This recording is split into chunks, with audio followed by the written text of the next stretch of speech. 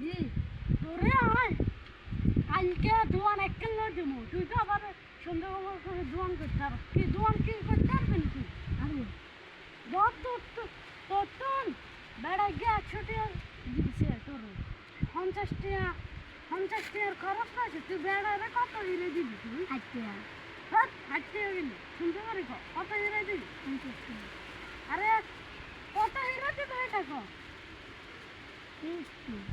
guys আমি কি করব আপনাদেরকে তবু আমি দেখাচ্ছি কত হিরে দিবে দিকে দিব কত হিরে দিবি 40 টাকা কেন 100 টাকা ধরে তোর দে 50 টাকা যদি হাতে খরচ না তুই কেন হাতে 40 টাকা হিরে দিবি কেন হাতে টাকা হ্যাঁ কি হাতে টাকা আরে গাইস আপনাদেরকে কি বলবো ও তো মানে কি ওর যে দোকানদার বসায় আমার দোকানদার যে লাটে উঠে যাবে আমি এখন কি করব আপনারা ওকে দেখেন আপনারা অবশ্যই কমেন্টে বলবেন ও কি দোকানদারি করতে পারবে ঠিক মতো আর নাই যে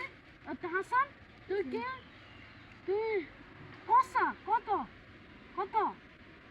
হ্যাঁ কত কষা কত হ্যাঁ কি 100 টাকা দিলে 700 কেন সুন্দর করে গো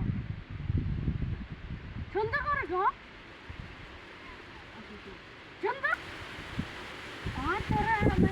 আমি হাসান তোমাকে আমি বুঝে দিচ্ছি কেমনে ইয়া করতে হয় তোর ধর 100 টাকা দিছে